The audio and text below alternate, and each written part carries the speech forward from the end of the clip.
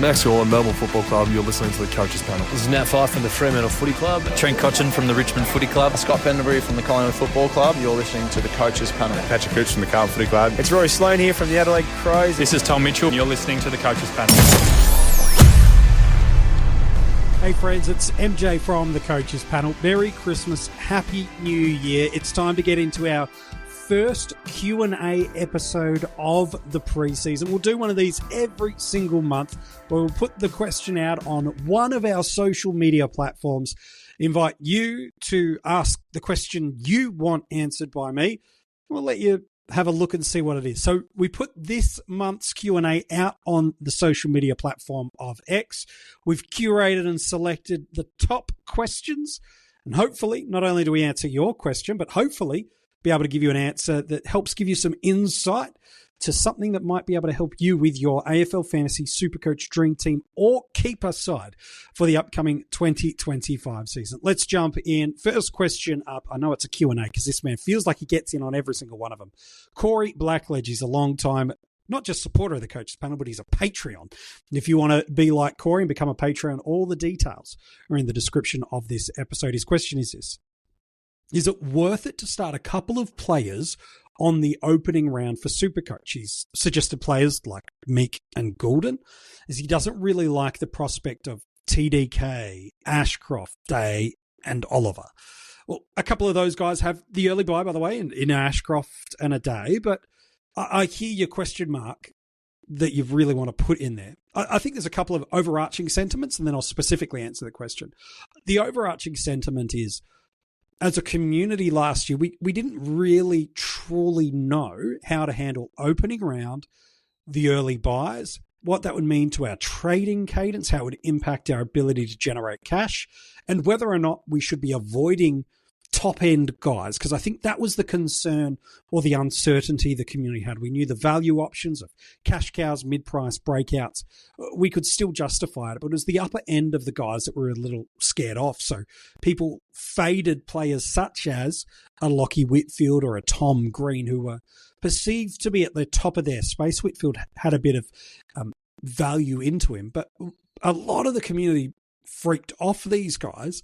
But a Green, for example, flies out of the gate and just banks some massive, not only small cash generation, but more importantly, which is why you're getting them, huge points on top of them and really set you apart from the pack.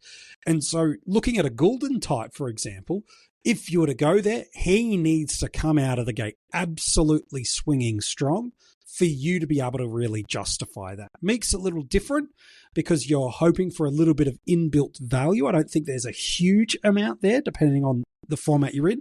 SuperCoach, he was really strong for us last year, so you're hoping he can elevate his game again with another preseason and the Hawks improving.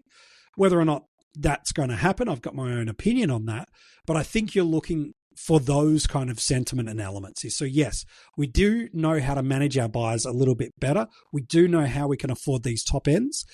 There's two last thoughts I have on that before we jump into the next question, Corey. One is the addition of the flex and the additional player on field during the buys. So best 18 for those rounds 2, 3, 4.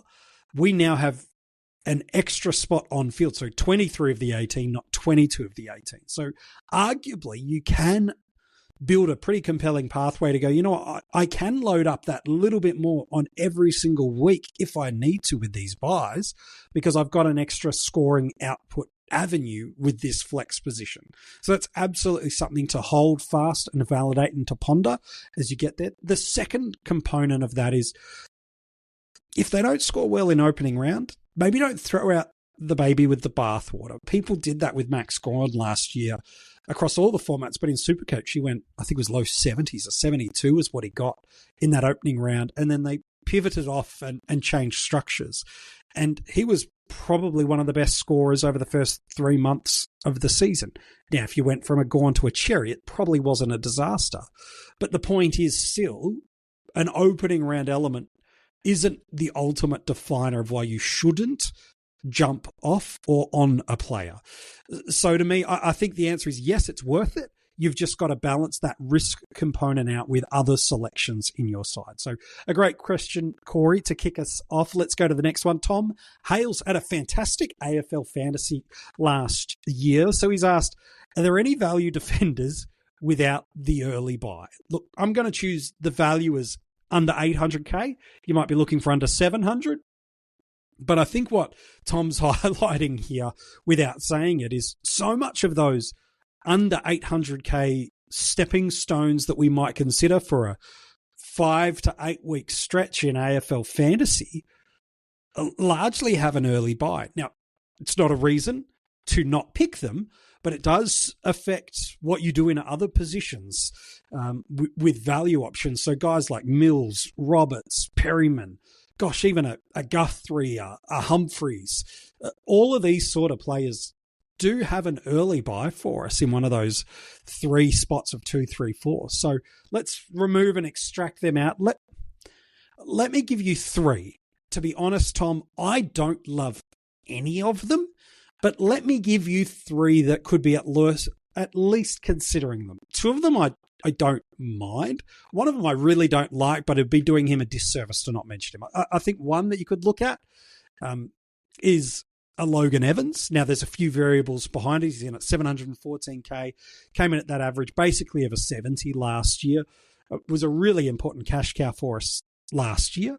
I think what you might be looking for as a little bit of that pathway to upside is one of the 2 players that took the most kick-ins for Port Adelaide last year is Dan Houston. The other was Farrell. Houston out.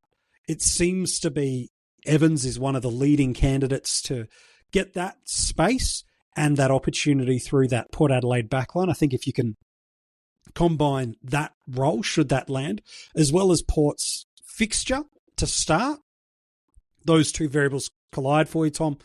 It might be an option. I don't love it. I don't love any of these names I'm presenting to you, Tom. Not going to be honest. As you've alluded to, the best ones have that early buy. But Evans, Logan could sit there. You could probably put his teammate. Oh, I hate this. I know Jordan Decina's going to love this one. Hi, Jordan. Josh Sin. I don't like this for them at all. I don't like this for Port. I don't like this from an AFL fantasy perspective, but at 452K, he's a bit of a butcher of the ball by foot, but he's got some wheels about him and he's got some speed. And if they're trying to replace some ball movement off the back line and through the wings with a little bit more speed and run and carry, then if it's that, then Sin sits into that category. Again, the same variable reasons I've mentioned around Evans is if he picks up those things, it could be an option that pops. It would be lowest of all, but it's a name that's getting some talk out of preseason. It is getting some ball movement coming off halfback in preseason club watches for Port. So I don't like the Josh Sin reference, but Tom, we're scraping the bottom of the barrel for you. The third, I'm a bit more interested in. In fact, I'm a lot more interested in Josh Sin. But it's Wayne Miller from the Crows. He's in it under that 600K marker. The Crows have a really favourable early fixture. And he has shown that when he's in that halfback playmaking spot, when he is injury-free, he can go 80, 85. I think an Isaac Cummings is going to play higher up the ground and be across the wings when he's fit as well. I feel like Miller is more likely to be that aggressor and playmaker. Got really nice skills, does like to take the game on. Go back and watch some of those famous moments from a few years ago where he's just fending off multiple players. Like, this guy can play football. He's just, bodies really let him down. Do the Crows need him to be that? Maybe, maybe not. But again, Tom, we're heading into dangerous territories at the moment. And so, yes, those would be 3. Do I like any of them? Not really. I'd much rather find a way to navigate my buy structures and probably look at some of those other. Microempreendedor, preparado para se destacar nessa alta temporada de ofertas? Estudo recente revelou que anúncios com apelo visual aumentam até 7 vezes as chances de venda. O Canva, plataforma que democratiza o design, vai te ajudar. Ele conta com inúmeros modelos prontos para editar e outras ferramentas que vão fazer você se sentir especialista no assunto. Quer turbinar suas vendas? Faz bonito com Canva. better scoring options, but those are three, but I don't really love any of them. The host of the Ball Boys Fantasy Podcast, Mitch Casey, has got a good question in here. He's gone, how many mids do you think will average over 110 this year versus how many defenders? It's a really good question. Last year, it was just the one mid that went 110 plus, and that was Adam Treloar. And then we had a couple of defenders that did it. We had Whitfield and Sheasel. Technically, we've gained Zorko into that mix. So who do I think is going to go 110 this year? Two defenders is that I've got. I think Whitfield's going to do it again for us. I don't think it's going to be significantly more than what he did last year, but I think he's going to do it again. And then Harry Sheasel, I'm still quite confident that he's going to go 110 plus. I think on the 5 games last year that he had a centre bounce attendance of 50% or more, he still went over 110 last year. Now, again, some of that is opponents and a bunch of different variables that sit underneath that. But I think another pre-season sitting in there, I'm still optimistic that he's going to go 110. I don't know if others can get to that leap without gaining DPP. Look, there's a couple that could sit in there as possibles and smokies, like a Luke Ryan was doing that for big chunks of the year and faded late. So if they resort back to the front 2/3 of last year, the Dockers, he could sit in there. Newman, I just don't know if he's ever going to get that volume of market share with a running carry player like Sard, also sitting in the back line. But he's a chance. Flanders, if Noble and Rioli both fall over, then he sits back into that spot. Maybe he does. I still think he's going to be good. I'm not sure Sinclair's ever going to get up to the 110 levels either, which is a high ascent. The big smoky that could do it, that has defensive status, is a Callum Mills. He's done it before. If he's released back into that midfield, I'm not saying it's going to happen, but if I was to have a smoky at who's a wild west pick to go 110, Mitch, it could be Mills. But to me, I just think there's only going to be two. I think it is going to be Whitfield and Sheasel. Some might have none, and I'd hear that argument because I don't think either of them are going 115 plus. I'm talking 110, 111, 112. In the mids, we just had the one last year in Treloar. I'm pretty bullish on a couple of mids this year. I think we could see as many as 5 midfielders go 110 plus for us, leading it off in no particular order, but an Errol Goulden did it for 85% of the year last year. It was really only the last handful of weeks where Sydney were clearly just managing their players' workloads, doing a little bit of in-game experiments for finals, learnings and observations. They had already sewn up the position that they wanted to be able to get from a finals assault forward. Now, it ultimately didn't go their way, we know, but I look at pretty much from round 1 to 21. That's 110 plus and more from Errol. So I'm still pretty confident he can do that for us. I do not think Dean Cox drastically changes everything for Errol, and he did it off not a huge centre bounce attendance rate. So to me, I'm pretty happy to put him in there. Zach Merritt's always going to be in and around that marker. He's basically a handball away from it last year. Over the better part of the decade, he's been Mr. 108 to 115. I'm confident to put him in that spot. I think there's just enough opportunity for him to be a 110, so I'll put him in there. Andrew Brayshaw, Mitch, I'm happy to put him in there. Slow start last year, flew home in the back half. He's basically gone 104 for 2 of his last 4 seasons, 110 for the other 2. I feel like Fremantle found their fit after a little bit of positional volatility from Andy in the first kind of 6 to 8 weeks of last year. So I'm happy to put him in there. And then 2 more. I think we're about to see a whole new gear to Nick Dacos. I think the arrival of Houston and the health of Jordan De Goey actually aid Nick Dacos in a pretty substantial way. This guy's ability to find space, to win stoppage, to get the ball extracted at clearance, and then to create just scoring from nowhere with loose ball gets elite precision, surgical like kicking, and a goal-kicking midfielder. To me, if there's anyone that could push way past 110, he'd almost be one of the ones I'd put right at the top of that. And then the other is Tom Green. I'm pretty big on Tom Green again this year.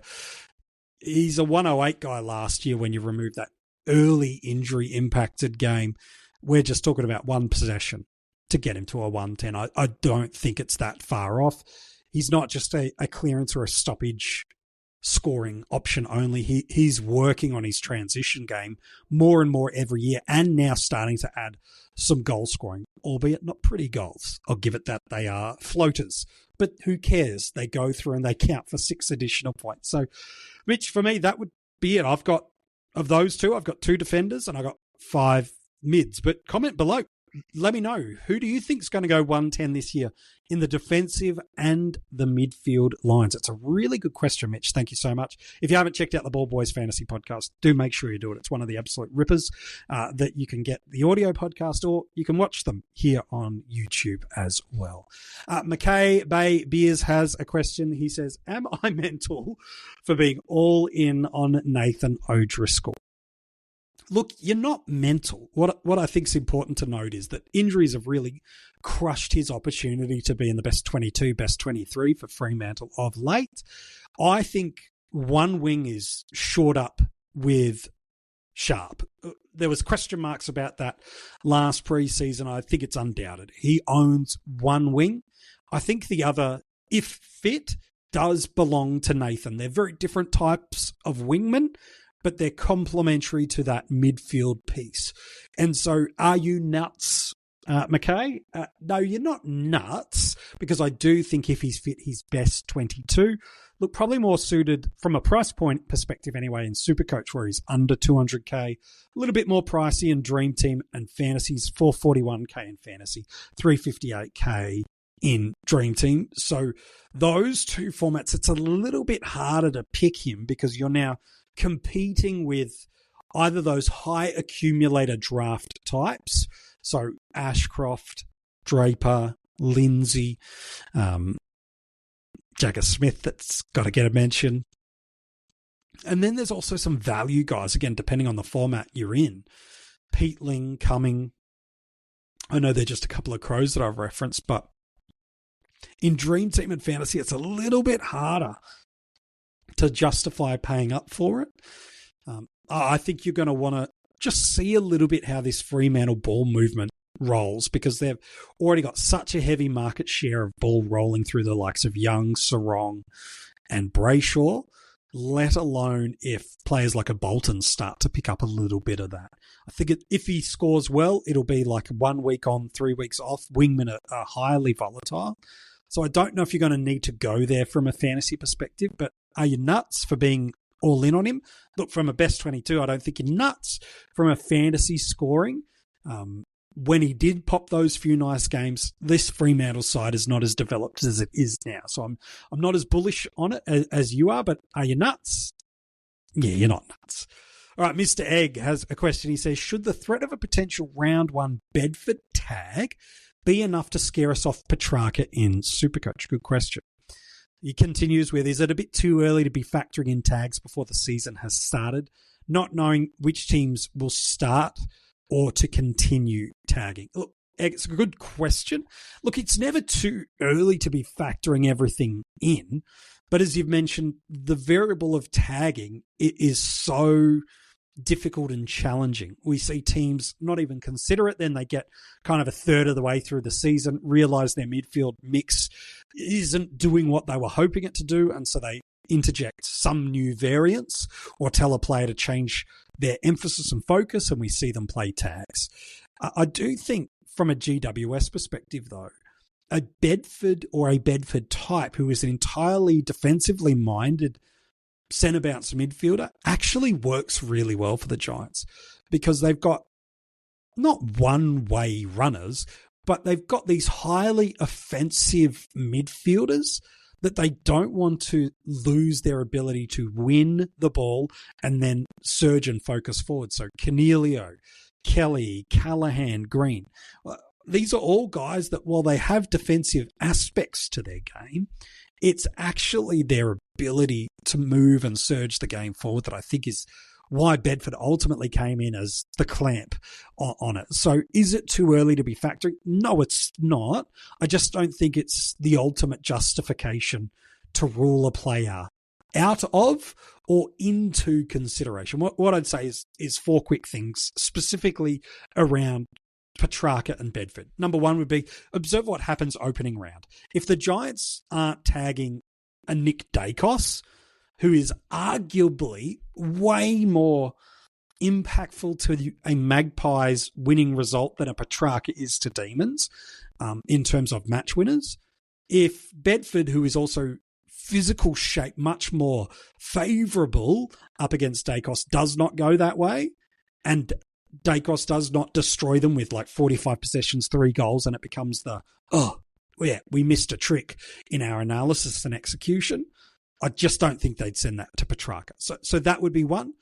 The two is it's not a consideration to fade, because if Bedford does go to Petracca, I can see Simon Goodwin and Christian himself just pushing himself forward of the ball and forcing Bedford into dangerous positions that he's probably not, from a skill set perspective, capable of matching it with track. So I can actually see Petracca doing what the Crows hoped to do with Rankin, and what the Tigers used to do with Bolton, which is start at centre bounce. If he gets the clearance, away they go. But if not, drift forward and try to get a favourable matchup that the handover from midfielder to defender on him just gets lost a little bit in translation, and he gets himself into damaging spaces with the right opponent. So that would be one. You could argue that Oliver is still the one you should shut down and stop more.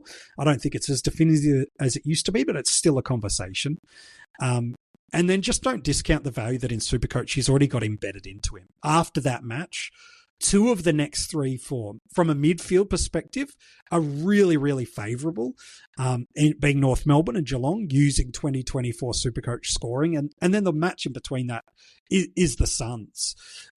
So yeah, maybe Took plays a little bit defensively minded, but anything you lose in opening round, like a very week later, there's 150, 160, 180 territories with that North Melbourne matchup if things go his way. So those would be the factors I'd be considering, but to rule him out, no. But definitely a factor to consider in your preseason, albeit before January 1, which is when the 50 most relevant gets underway on this channel, as well as all of our audio podcast channels. If you've not followed us across the audio platforms, make sure you do so. The details are in the description of this episode. The 50 most relevant is far and above our most in-demand series that we do here at the Coaches Panel. 50 players over the first 50 days of the year. We use all of the fantasy formats. We put them into a big melting pot. I then come up with a subjective order. It's mine, it's not yours, of who I think are the most relevant players in an order for 2025. I'm joined by many of the Coaches Panel members and a bunch of our different friends and content creators from across the AFL Fantasy SuperCoach Dream Team and Keeper community. It is a series you do not want to miss. It all starts on January 1. Who do you think is going to kick off the 50? Comment below and let me know. All right, let's jump in on the next question from L. It is our first Keeper-related question. He says this is, what's your thoughts, MJ, on Lachie Ash in Keeper? What is his scoring outlook, especially with Whitfield as a 30-year-old? Great question. I think there's always a couple of variables that sit there to couch my perspective is how many are in your league? How many do you keep? So how many in your league is what is your on-field scoring? Is it a 5-7-1-5? Is it a 3-5-1-3? What is it? And then how many are you keeping? Are you keeping 12? Are you keeping 15 with a couple of rookies? Is it 20 or is it more dynasty style? Those variances really, really quickly put someone like an Ash for me. And are you in contention or rebuilding? These things factor for me are ultimate yes, no's, yes, no. So for example, if you're only keeping 12, doesn't matter the potential on what Ash is going to do. I would say, is he in the best 12 in your team, in the best 120 players in the league that you're forecasting to be? The answer to me is no. So keeping 12, Ash is an immediate. If it's 15, 20, okay, it starts to be a little bit more of an interactive conversation. But last year, using the AFL fantasy scoring and the keeper scoring, platforms of how they go. A 77.4 was his average last year, which is okay, but that's not a top 30 defender.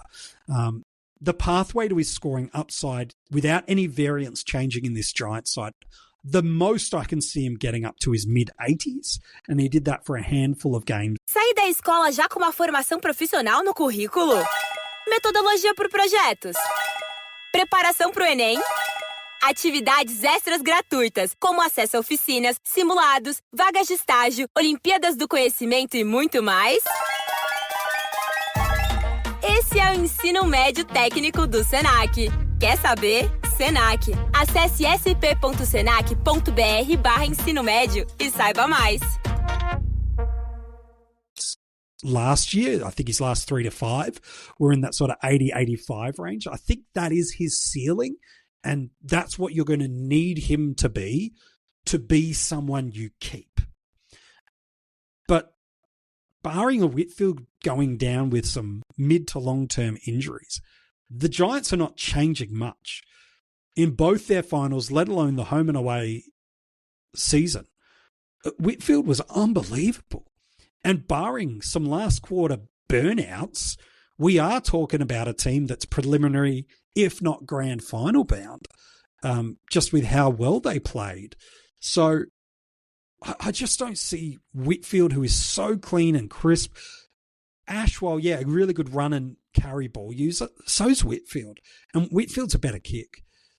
Nothing's really changed out of their defensive six that causes me to think they're going to change too much back there. If anything, they've had some kind of squad depth move through their midfield with Cumming and Perryman kind of out of there. So to me, I don't see Ash getting much above an 80 defender this year. But for you to keep him right now, you have to be convinced that he's 80-85 this year. I'm not. So again, unless it's a keep 20 or more in your squad, I'd probably lean towards delisting, maybe looking at a redraft, maybe in the second round or third round, depending on what those variances are.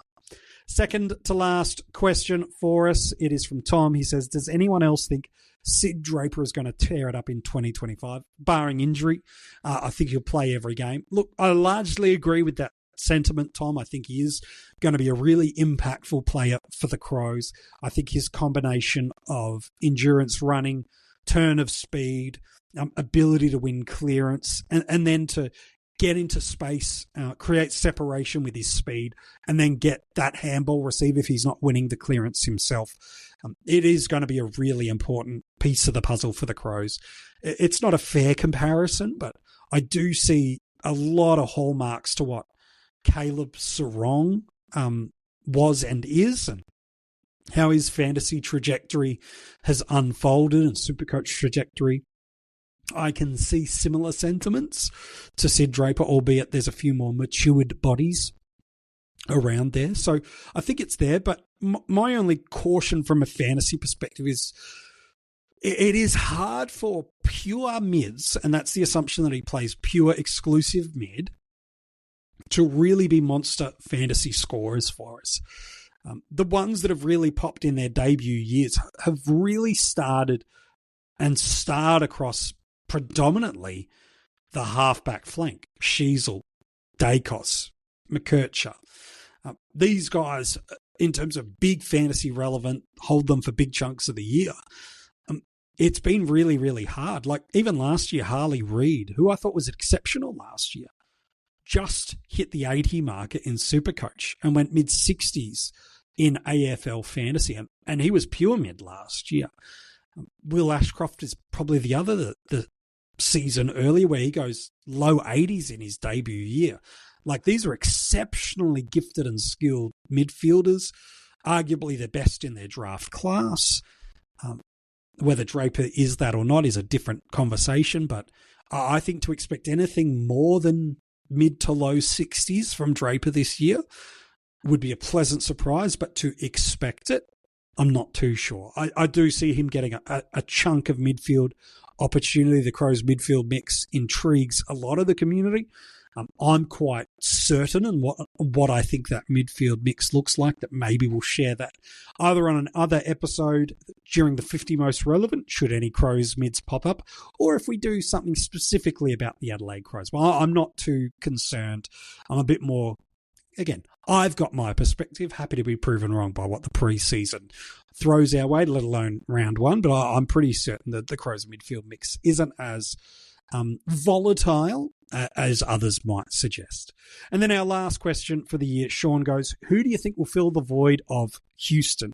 Surely Farrell, Evans get a bump in points? Yeah, it's a good question. Look, I think they're the two that should. Farrell already had about a 50% share of the kick-ins, so I've already forecast Evans to kind of pick that up. If he gets almost that exclusively, well, now we're talking about a player that we really can't ignore, and he sits in, Tom asked the questions of who could really bump. Well, now Farrell does become a really interesting prospect if he's getting 80, 90, 100% share of kick-ins, but I think it's going to be split. Evans didn't get a heap last year. I think he's the guy that inside defensive 50, he's likely to get some of that distribution and that outlet kicking, let alone the kick-ins. And then Farrell might get a fraction bump of field kicking and rebound scoring and transition scoring. I don't think for either it's going to be enough to put them into fantasy premium territory, but enough to keep them certainly draft relevant, and maybe for someone you can run for 5 to 6 weeks if you see something you like in that preseason match against the Crows, let alone their community series. If you see enough things that you like, okay, they're there. I know some think it's Burgoyne. For me, I think he's locked and destined for the wing. They need that creativity, run and ball movement up off the wing. Burton could, but I'd be leaning on the more unlikely than likely side. Sin's the other that sits in there, but I do not like his ball use. I like the speed that he brings for Port as an outcome, but I don't like his ball use, and Houston's skill was his ball use. I think these two guys feel much more safer with ball in hand. So I think probably they're the two that get the bump. Whether or not it's enough to make them relevant for us in Classic, well, we've got the whole of the preseason to discuss it. Hey, thanks so much for watching this video. We hope you've enjoyed our first Q&A episode of the 2025 preseason. We'll do another one of these in the month of January. If you haven't already subscribed to the channel, make sure you do so. Give the video a thumbs up. It does help us out here at the Coaches Panel a whole ton. And January 1, the 50 most relevant gets underway. 6 a.m. The episode drops every single day on this channel. Make sure you are ready to roll 50 episodes in 50 days. We can't wait to bring to you the 2025 fantasy footy season.